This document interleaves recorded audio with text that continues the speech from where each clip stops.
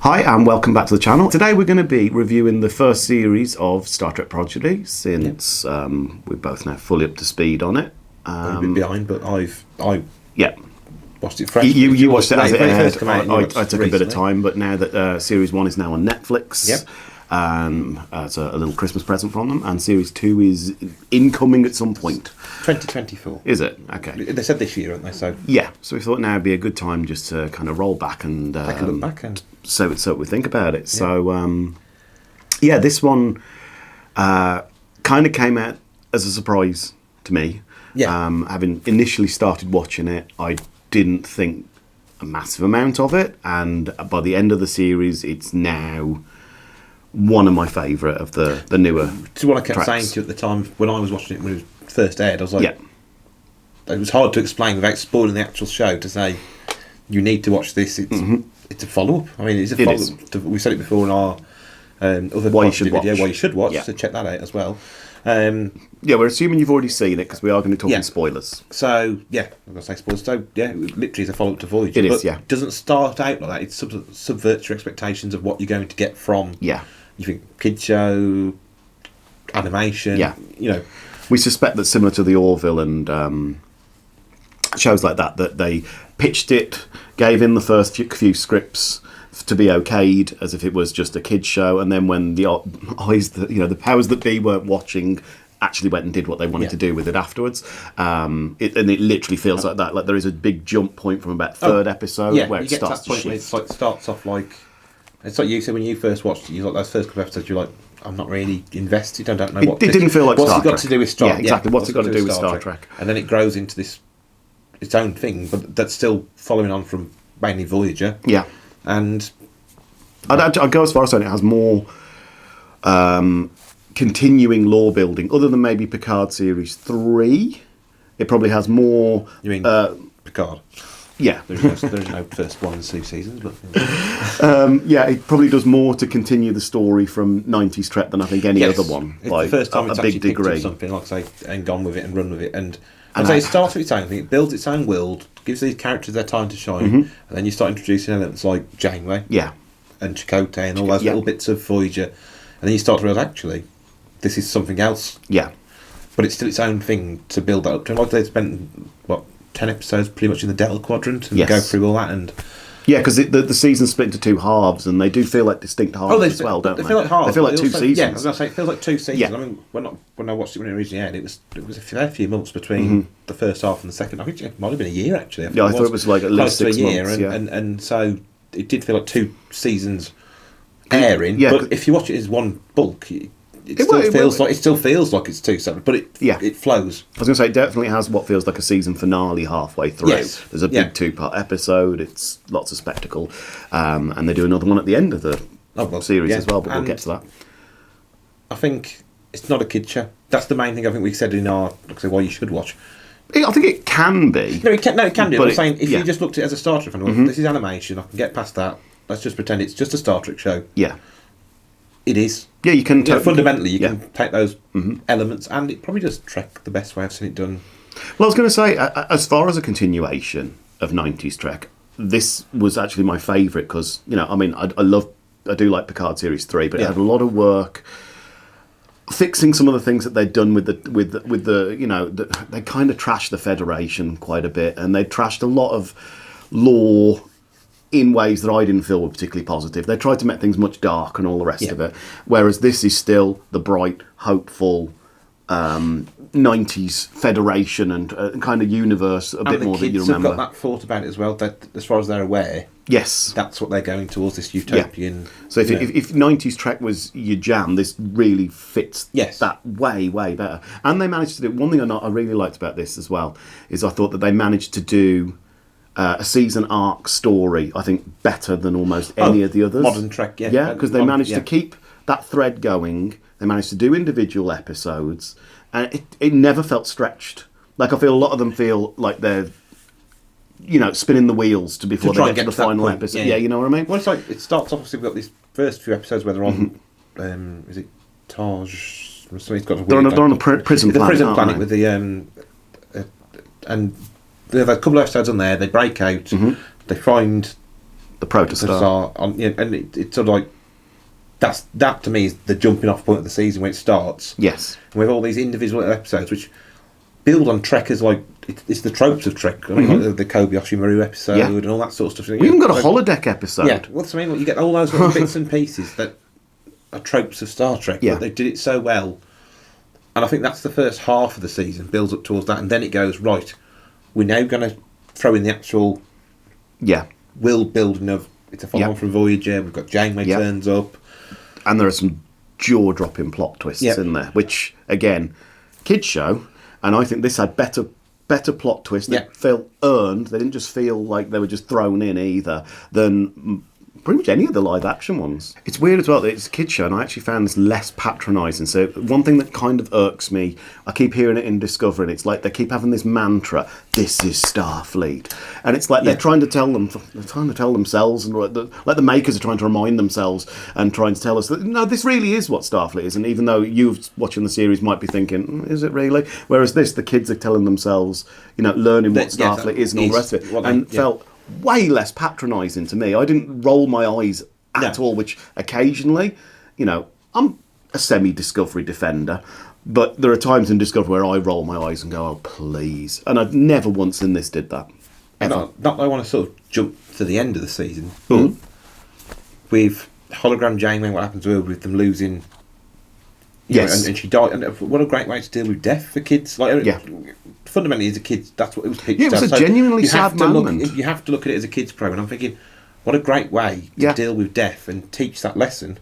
Again, I think they handle that better than almost any of the live action shows. They've had characters die in the new live action shows. The new Trek. And I think they did that far. I felt like lump in my throat kind of moment from that. You're like, they've got to deal with that loss now, but at the same time, then they introduce Admiral Janeway to them. So it was kind of cool having Kate Mulgrew in dual roles. Well, that's what I mean. She knocks it out playing the park. Playing the same character, but not. Different points in their life. And I do think she knocked it out of the park this season. I mean, it's only voice animation, but you do feel like it's Janeway. Yeah. Oh, yeah. And I think I've seen actors do interviews before. They say, like, when you do animation, you've got to put more into your voice. You mentioned the animation, and that's something that... I mean, on the surface level, the animation is gorgeous. Oh, yeah. I mean, it's one of the best. It's almost current day feature film level. Like, it's almost Into the Spider-Verse level. It's that close to it. Like, sometimes it does get to that level. But where I notice some of the subtle moments, which I noticed particularly watching the end ones, there's a reaction that someone does, and rather than having someone say or even showing a facial expression, they zoomed in on someone's arm and they literally just squeezed their own wrist kind of thing to show that they were nervous. Sort of intimate. Yeah, little moments like that where they've actually thought about it, and I thought, that's so well done. It must be a great show to watch with your kids if they're the right age.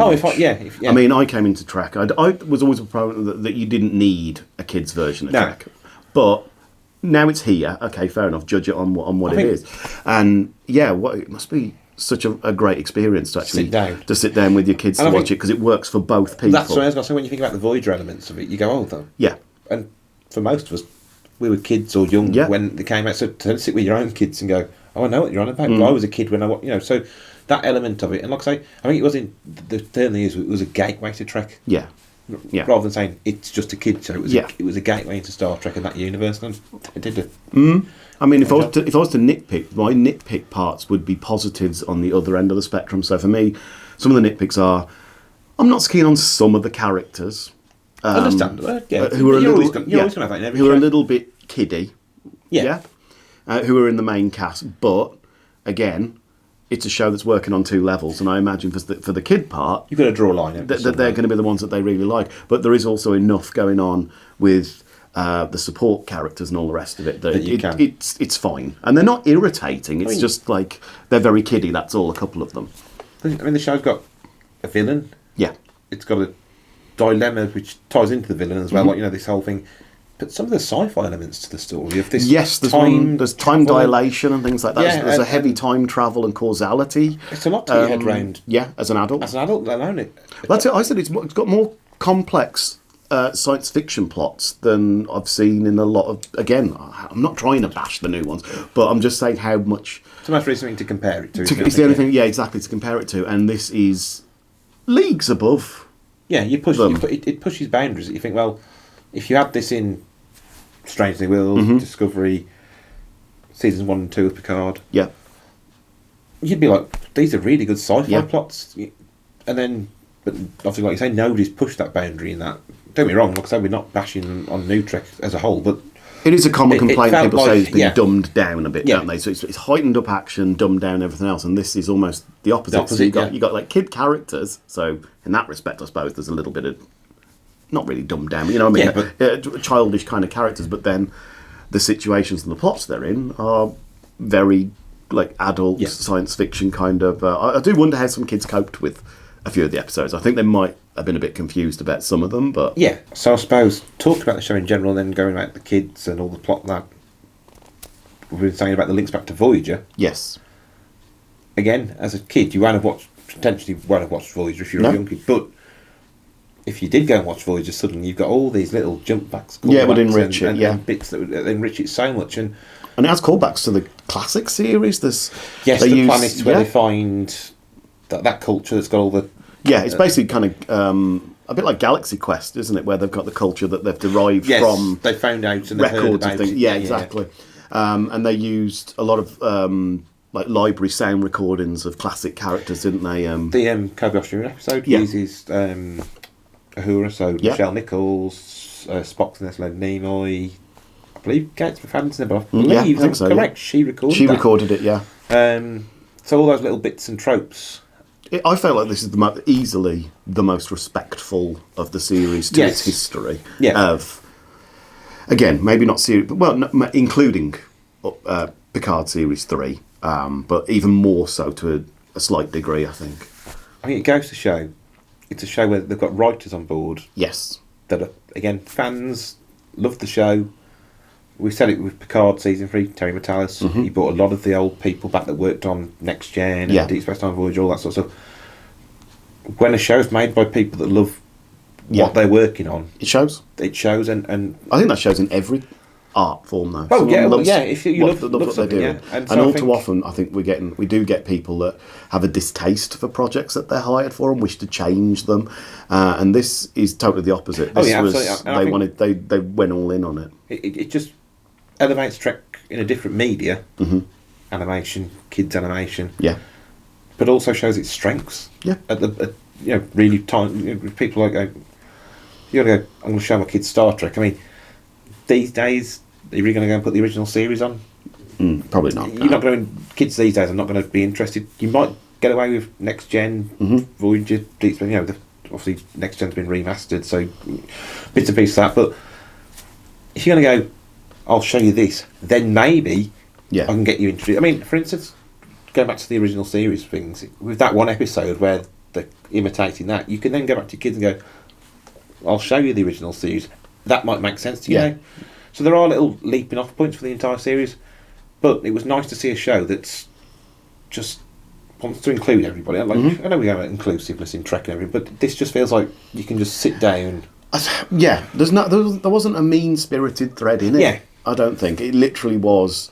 It just wanted to make people happy. Exactly. And it's the best way to put it, literally. It's an easy watch, but like I said, from the sci-fi plot points, it's complex, and it does that so well that I think... It was just well written. On all levels, it works for kids and it works for adults, and it was well written. It knew its brief, and did it. I think it exceeded its brief. Actually, its brief was just to do a kids show that's got some Star Trek ships in it. I think was the original brief. I think where it started in the actual. And they went way above and beyond what they needed to do with it, and I'm really looking forward to Series 2 now, and I hope that the ratings are good on Netflix, and Netflix maybe would choose to invest. The future's there for it. I don't see for 1 minute why you think... And I think if I was giving the season a rating... I was going to say, what would your rating be? In lights? 4, not 5. 4. No, 5, no, 5 not 4. 5 not 4. See, it has been a while. It's been a totally while. Out of shape. I'm struggling because I want to give it a 5, but I don't want to because I want to always say there's room for improvement. So I'm going to give it a 4.5. Because there's always that little room for improvement, and obviously there's little quirks that we mentioned, like some of the characters, kids, but then again, it's a kids' show. So it's a kids' show, I can't really mark it down for that, so yeah. So, but I'm going to say 4.5 because It nearly is perfect. Yeah. So my rating is going to be 4.5. Oh, there we go then. Exactly the same for pretty much the same reasons. The only thing I'm nervous about is that I've rated... I can't remember what I've rated other things, so I don't want to be like... Have I rated this lower than Strange New World Series 2? Because this is absolutely better than Strange New World Series 2, and I quite liked most of Strange New World Series 2, but this is better. I think thinking back for on consistency, this is way better. Obviously for this, because we've come to it so late, we've done a series rating. So I think... we average out Strange New Worlds. You probably are better because you've given some lower scores. I've given some lower scores, so it probably averaged out to better. And we do think that. So I'm going to say the first half of Strange New World Series 2 I really like. The second half, some of it. You like a musical episode? Just go watch Glee. But yeah, so I think overall, my one worry is that people won't watch it because of it being animated. I think was sort of the conversation I had with you originally. I think you were hesitant, not necessarily for the animated reason, because you don't mind animated movies. No, I don't know. So I just thought, like I said, I gave the first few episodes a try and I felt very Star Wars. You know what it reminded me of? This is a deep cut now. Have you ever seen like an animated film called Star Chaser, The Legend of Orin? Not. Literally the beginning of that in the mines. I'll say, not. Star. I'll have to tweet the makers. See, was this an influence? Yeah. I want to know. But so it went into something else, but I don't think enough people know, which is why we did why you should watch video. But you definitely should, because 4.5 out of 5 is one of our strongest ratings, I think. Well, yeah, I think thinking about over a season, definitely, I think it's probably one of New Trek. There's only one series of New Trek completely that I would rate higher than this. So this is the second highest that I would give to any of them, which is the high recommendation indeed. Hopefully you will have watched it if you've seen all these spoilers and liked it as much as we did. Right, so if you have enjoyed this, then please give us a like. It helps the algorithm tons, and a comment helps even more, and a sub, mind blown. We will be back very, very soon with way more content for you. So if you want to see all things Trek, this is the place to come. Yeah? Oh. Okay, hope to see you soon. Long and prosper. I don't know what I just said. It wasn't see you soon. I will see you soon. I hope I will see you soon. Because this... I can't remember what I rated...